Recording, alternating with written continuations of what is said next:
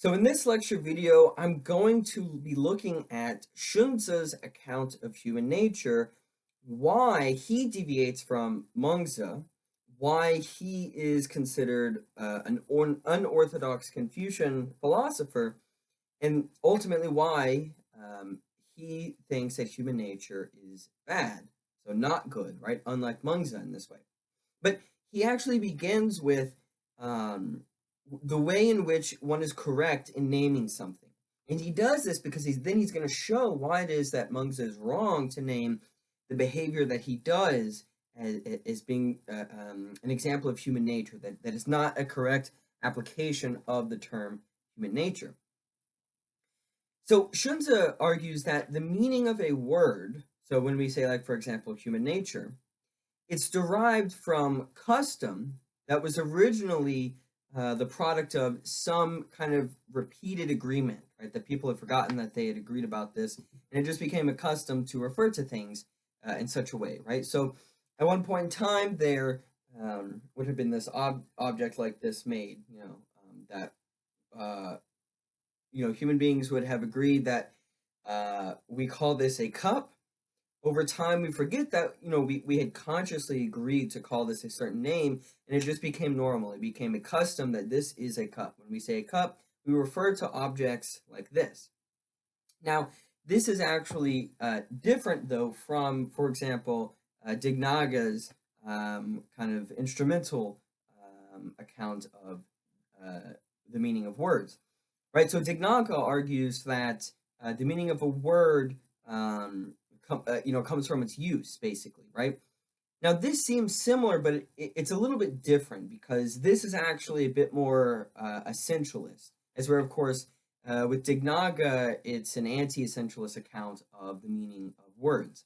So here, Xunzi argues that names like a cup or human nature, they have no predetermined appropriateness, because whether or not the name we ascribe to something is appropriate or not to the being of that thing, of course, that comes from agreement. So there can be no predetermined sense of appropriateness for a word, but names do have a predetermined goodness. So a name is good if it has these two features. If it is mutually exclusive and jointly exhaustive in what it describes. So in other words, to refer to this as a cup and for this to, of course, be an appropriate, or I should say, a good name for this object, it can't be the case that what is meant by a cup also includes plants, right? And it has to be in such a way that we can categorize, for example, cups, different kinds of cups, how they might relate or be distinguished from plates or mugs or other things like that. So Xunzi says, if they are straightforward, simple, and do not conflict, then they are called good names. So a priori, right, we don't need experience to determine this. It is just the case that a good name is one that, again, is straightforward, simple, and does not conflict with other things, such that one is not confusing cups for microphones or cups for cats. But again, right, names have no predetermined appropriateness, because that requires, so what a cup is, right, the objects that name applies to, that cannot be predetermined, as where what it means for a name to be good can be predetermined. Now, linguistic confusion, so a confusion about what we're talking about with these names, arises when they are twisted. So Xunzi says, claims such as to be insulted is not disgraceful, or the sage does not love himself, and to kill a robber is not to kill a man, are cases of confusion about the use of names leading to disordering names. If one tests them against the reason why they are names and observes what happens when they are carried out thoroughly, then one will be able to reject them. So, of course, here in this case, let's say, like, the phrase, to be insulted is not disgraceful. Now, this is contradictory, right? This is why there's this linguistic confusion, because such a sentence does not actually apply the names in an appropriate way, right? Because if you ask anyone, right, what does it mean to be insulted? Well, it's an act of disgrace, Okay, that's one way of describing it. But to say to be insulted is not disgraceful is to say a contradiction, and it is to confuse the meaning of the word insult. Now, someone like Dignaga might say, this can be explained. It's not an example of linguistic confusion because we can just look at that phrase by itself and it has a certain use, right? Perhaps there's some kind of meaning that goes beyond the atomic, we could say the atomic meaning of the individual statements, like insulted and disgraceful. But Xunzi here disagrees, right? Those terms have a fixed meaning, which has been determined by repeated agreement. And so then to use those words in a contradictory way is to engage in linguistic confusion, right? So again, right, to kill a robber is not to kill a man. Well, of course, a robber is a human being, so it would be to kill a man. That doesn't make any sense. But of course, again, right, Dignaga might say, well, actually, to say to kill a robber is not to kill a man means in some way a robber has maybe dehumanized themselves. They're not living up to what it means to be a human being.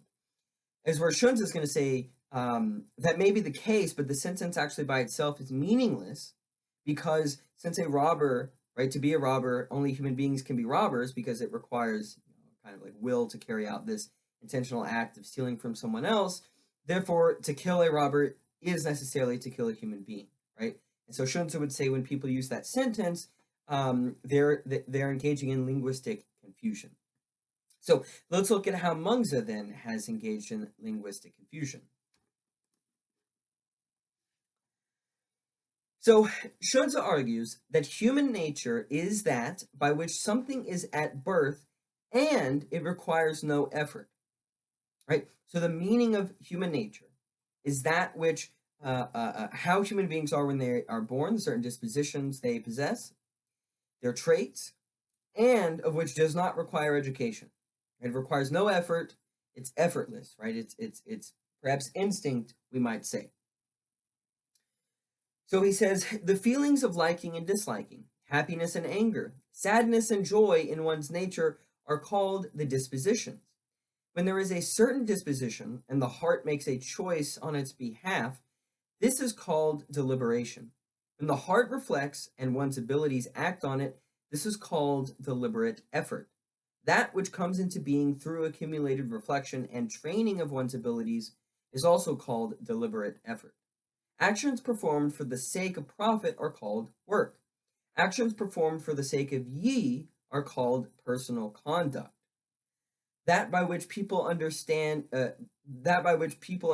things is called the understanding.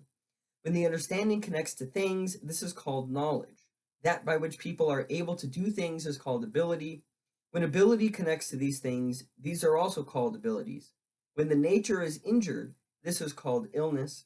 When one encounters unexpected circumstances, this is called fate. So what he's doing is he is trying to say these, right, these terms, fate, illness, deliberate effort, dispositions, etc., right?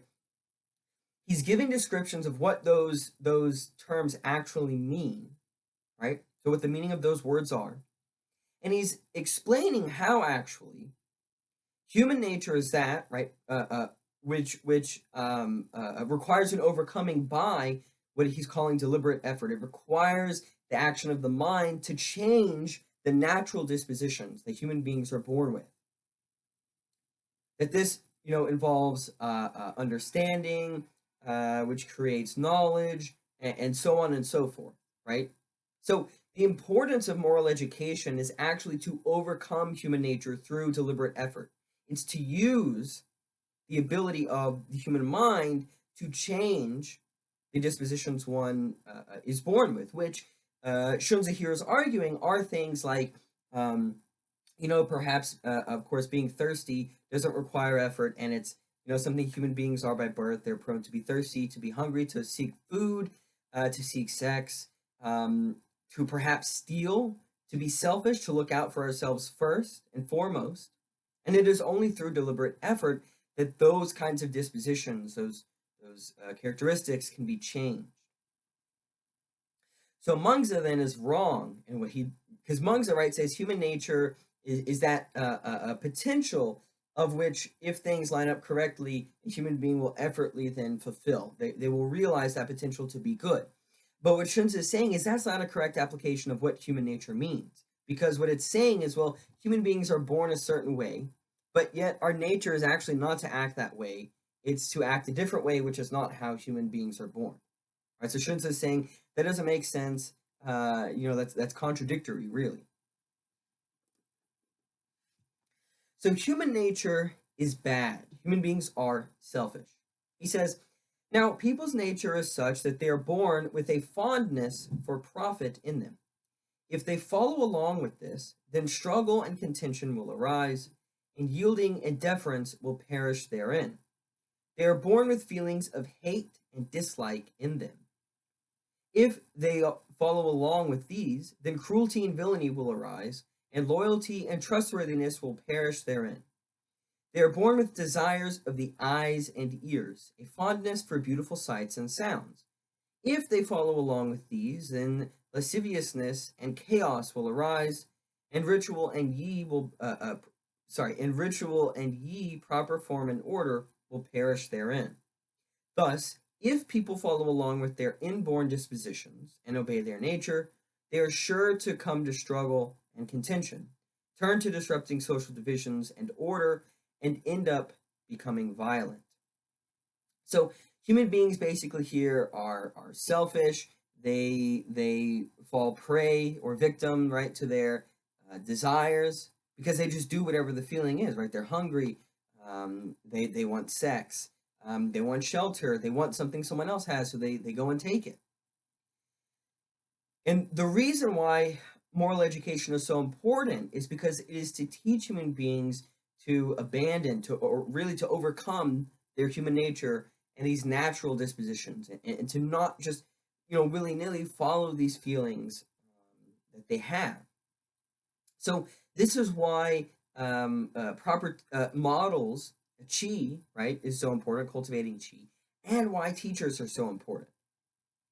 So the metaphor that Xunzi uses is like crooked wood. He says, thus crooked wood must await steaming and straightening on the shaping frame, and only then does it become straight.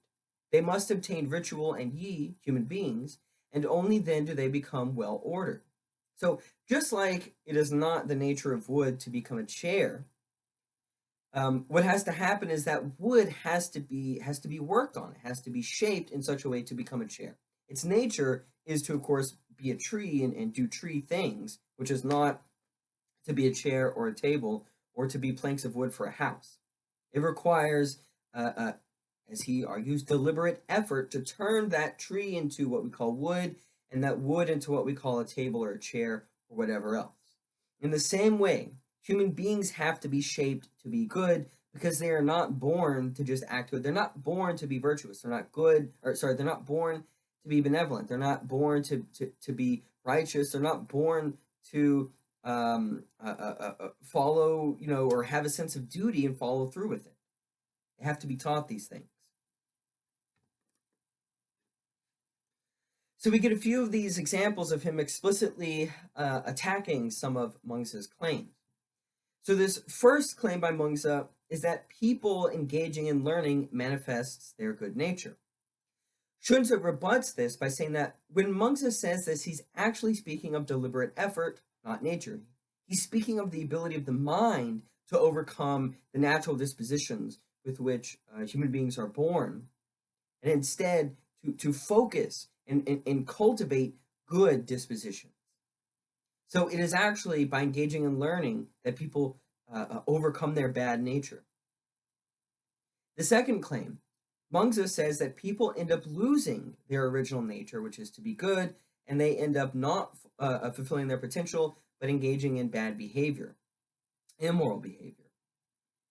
Xunzi replies to this by saying, well, if this is so, then this would actually be to mistake effect for cause. It would be to say, look, when human beings are morally good, they are fulfilling their nature, right? And so the cause of this goodness is their nature. But what Xunzi is saying is that the cause of goodness is not good nature. The effect, right, is goodness. The cause is deliberate effort through moral education. So he says, it would be to cause the relation of one's original simplicity and original material to beauty, and the relation of the heart's thoughts to goodness, to be like the way the brightness by which one sees does not depart from one's eyes, and the acuity by which one hears does not depart from one's ears. Right? So it would be to say, like, well, the nature of seeing is in the eye alone, and it has nothing to do with the objects or light that enables the eyes to see, right? Or perhaps again, like talking about the relation between one's heart and their thoughts, or the mind's ability to think good deeds. That it's if it comes from the mind alone. But of course, what Xunzi is saying is that's not the case. There's an external influence, right? And this is completely against what Monks has said, which is that the cause of goodness is internal. It's already in people. They just have to listen to their heart. Here, what Xunzi is saying is, again, right, that is to mistake effect for cause. The cause of goodness is not goodness. It's not human nature itself.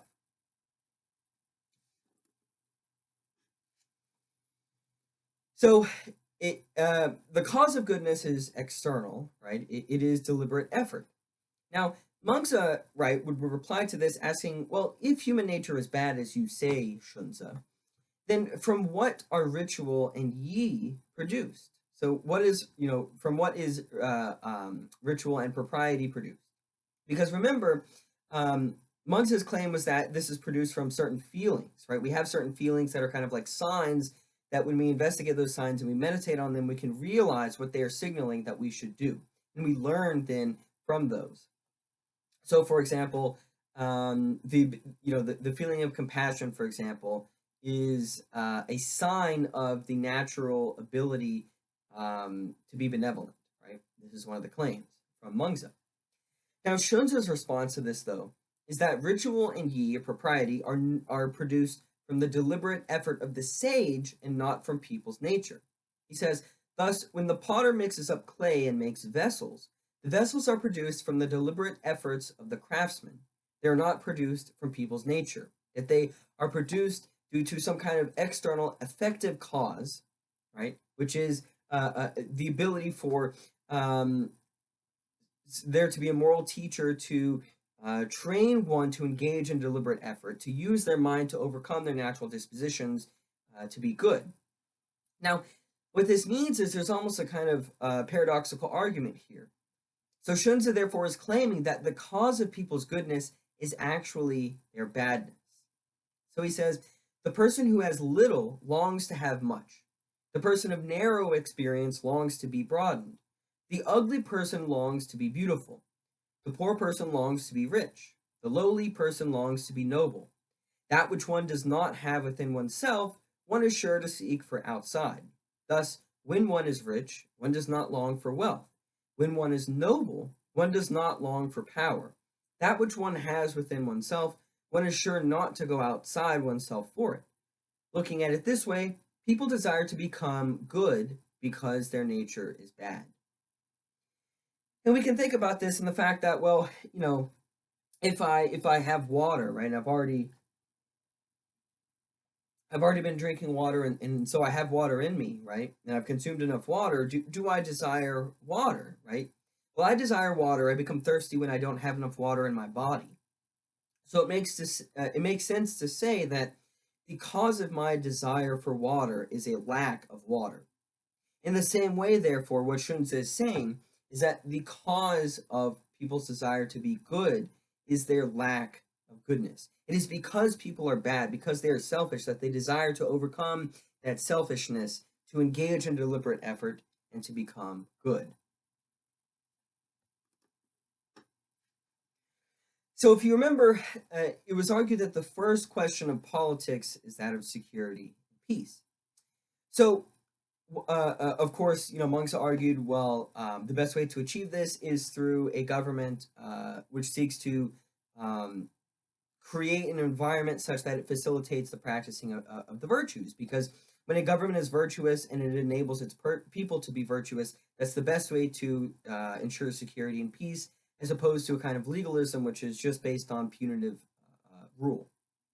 Now, what Xunzi argues then is if it is the case, as he's arguing that the cause of moral goodness is deliberate effort, then his argument is the sage kings who overcame, the problem of the warring states, or actually, I should say, sorry, who originally established security and order before this collapse into the case of the warring states, and what he's trying to say, how rulers should conduct themselves now to get out of this problem of the warring states, is that the original sage kings sought to achieve order by teaching ritual and yi. That is why the virtues of ritual and yi exist, is to overcome the problem of human nature, which jeopardizes security and peace. So he says, thus, in ancient times, the sage kings saw that because their nature is bad, people were deviant, dangerous, and not correct, unruly, chaotic, and not well ordered. Right? So the sage kings saw that the Xunzis claim that human nature is bad, and so there was chaos, there was not order. So therefore, he says, for the people's sake, they set up the power of lords and superiors in order to oversee them. They made ritual and yi clear in order to transform them. They set up laws and standards in order to make them well ordered. They multiplied punishments and fines in order to restrain them. As a result, they caused all under heaven to come to order and conform to goodness. Such are the ordering influence of the sage kings and the transformative effects of ritual and yi. So Xunzi is saying, right, the reason why these different virtues exist is to ensure that order, right, peace, security, goodness can reign. Otherwise, why would we need sage kings in the first place if human nature is good? Well, human nature is not good. That's why ritual and yi were created, in order to teach human beings the goodness of ritual and yi. Now, I think this does, though, give rise to a potential, what we might call, paradox of the sage kings. So, if human nature is bad, then what allowed there to be sage kings in the first place? Because to overcome this bad human nature, even if human beings desire to be good, it requires good chi, and it requires a teacher. Well, where did the first teacher come from, right? It would seem like to have sage kings, you would already need people that are good, but to become good, you need sage kings. Perhaps there is an unresolvable paradox of the sage kings in what Xunzi is arguing.